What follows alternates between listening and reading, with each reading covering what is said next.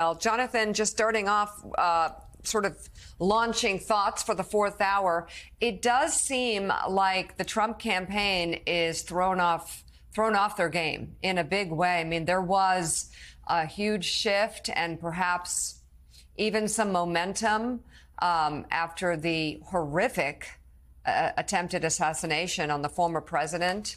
But now it just seems like the slate has been washed clean, and Kamala Harris and Tim Walz are sort of the main show right now. And then you cut to Trump and it's like sad trombone or whatever the wah-wah.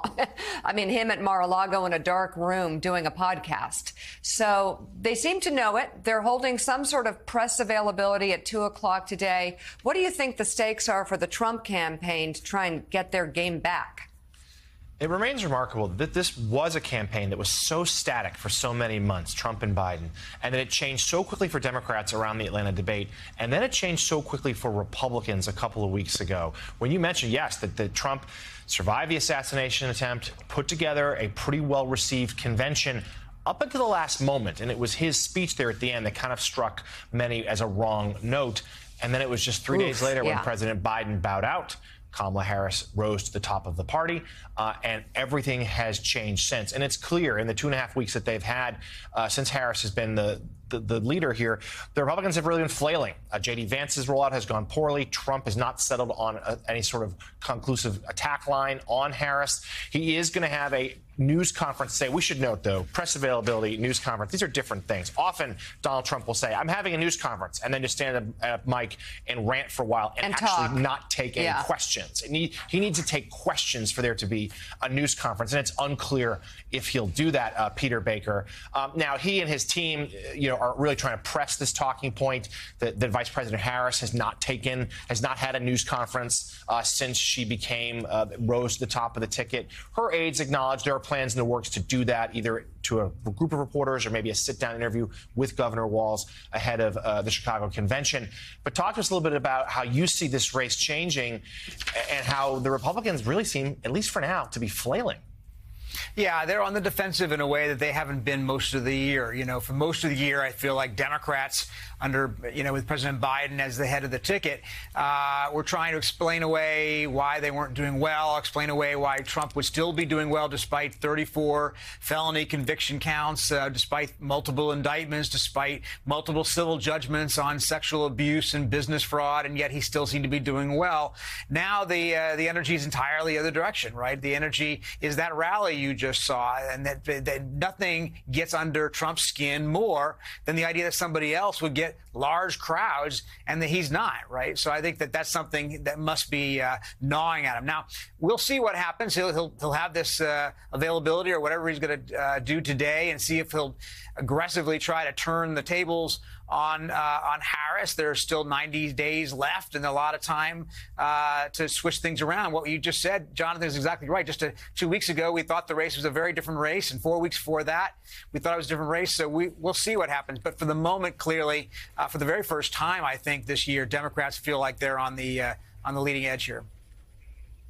It's interesting. I try and think of all the things that Trump might say at 2 o'clock today. Maybe he has a big announcement, Jen Psaki.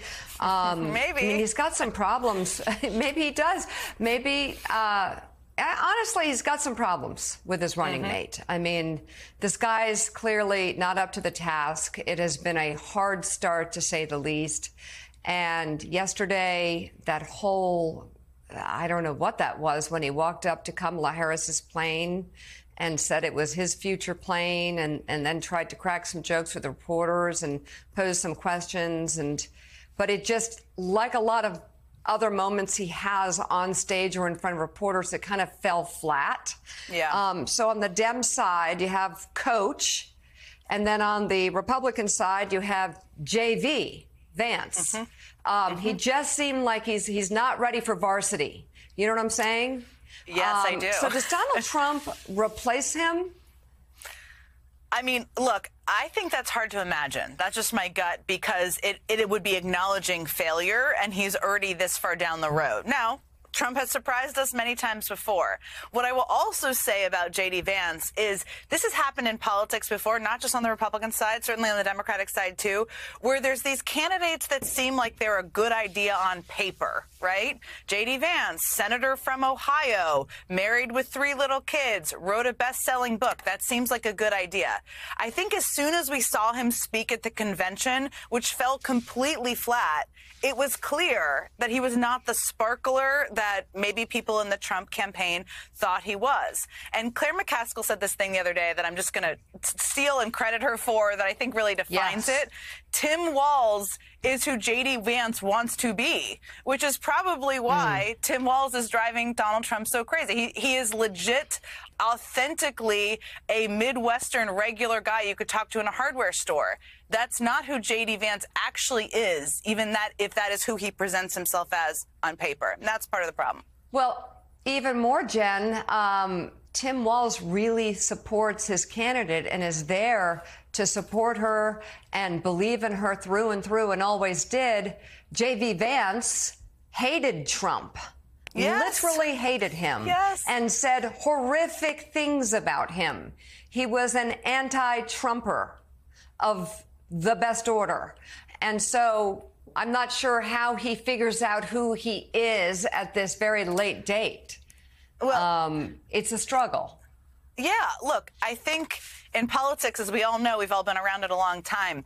Voters, the American public can sniff inauthenticity. This guy is he's not authentic. He's not who he is. He doesn't like Trump. He doesn't like Trump. He's not presenting himself as who he was for many decades before he had this kind of about face in order to try to connect with the MAGA world. People sniff that. They recognize it. Voters are not dumb. They're smart. And that's, a root problem for JD Vance is that he is just not authentically who he presents himself to be at all. Yeah.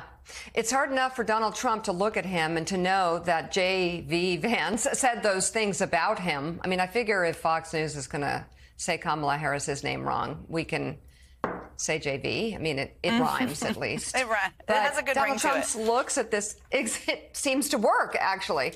Authentic. But Donald Trump's looking at this guy who said all these things out loud about him. So Donald Trump knows that guy don't like him. So imagine the dynamic the other way around.